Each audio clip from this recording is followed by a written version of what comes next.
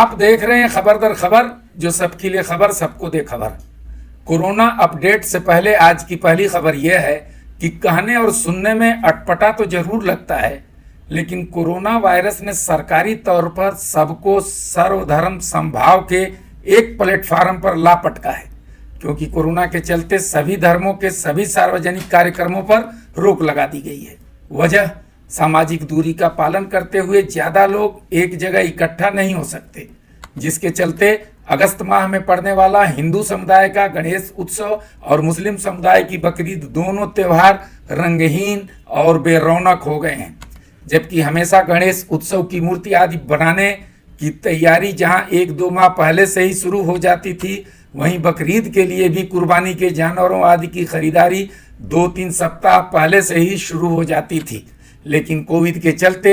इस साल न ऐसा कुछ हो रहा है और न ही ऐसा कुछ होने की उम्मीद है,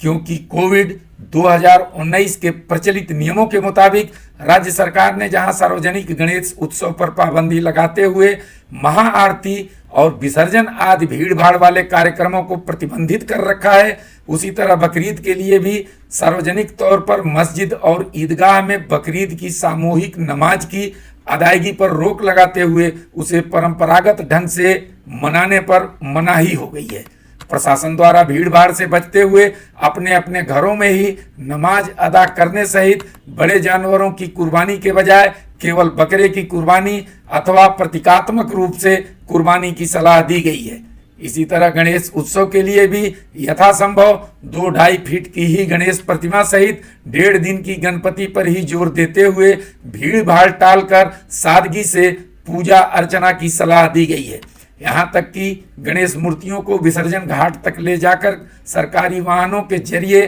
गणपति बप्पा की विदाई देने पर भी प्रशासन द्वारा जोर दिया जा रहा है। भिवंडी पुलिस के मुखिया राजकुमार सिंधे बताते हैं कि कोरोना वायरस के कारण हालात के मद्देनजर लोग स्वयं राजी खुशी से सार्वजनिक तौर पर गणपति विसर्जन न करने को तत्पर हैं। मनपा आदि के वाहन जाकर घर घर से गणेश प्रतिमाओं को ससम्मान इकट्ठा कर प्रशासन की देखरेख में विधि विधान से उनका विसर्जन कर दिया जाएगा। यदि हम पिछले साल के आंकड़ों पर नजर डालें तो पिछले साल शहर के 38 अस्थायी कत्लखानों में 5,426 बकरी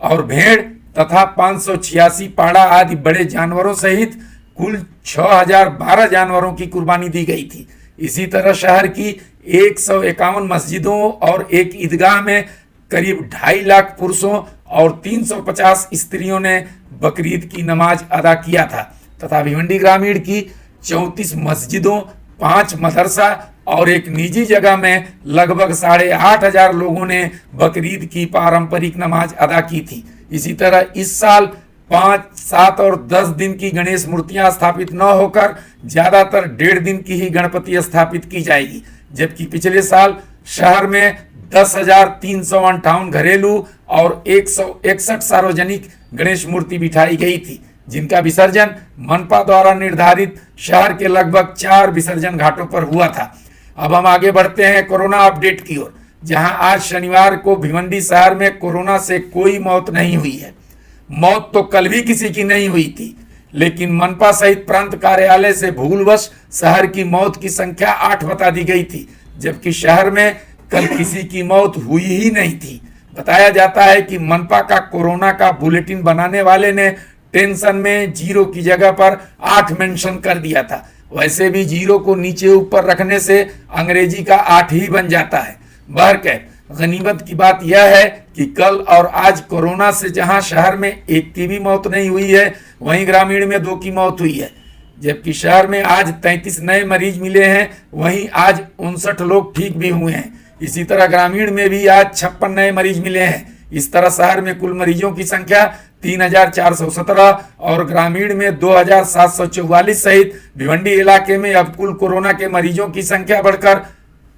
61 यानी 6,161 और मृतकों की संख्या 262 तक जा पहुंची है। मालूम हो कि शहर में अब तक मिले कुल 3,417 मरीजों में 184 की मौत और 2,715 ठीक हो चुके हैं तथा 518 का उपचार चल रहा है। जबकि भिवंडी ग्रामीण के 2744 मरीजों में 1692 ठीक हो चुके हैं। 78 की मौत के अलावा 974 मरीजों का उपचार चल रहा है। अब हम रुख करते हैं समाज के सबसे उपेक्षित वर्ग की ओर, जहां शहर के रेड लाइट इलाके की 4 महिलाएं देह व्यापार से हमेशा हमेशा के लिए तिलांजलि देकर समाज की मुख्य धारा में शामिल हो गई हैं। बता दें कि यहाँ के रेड लाइट इलाके हनुमान टेकरी में सेक्स वर्कर के रूप में काम करने वाली महिलाओं द्वारा लॉकडाउन के दौरान देह व्यापार बंद कर दिया गया था, जिसके चलते इनका जीवन अंधकारमय होने के साथ साथ आर्थिक तौर पर भी काफी तंग हो गया था,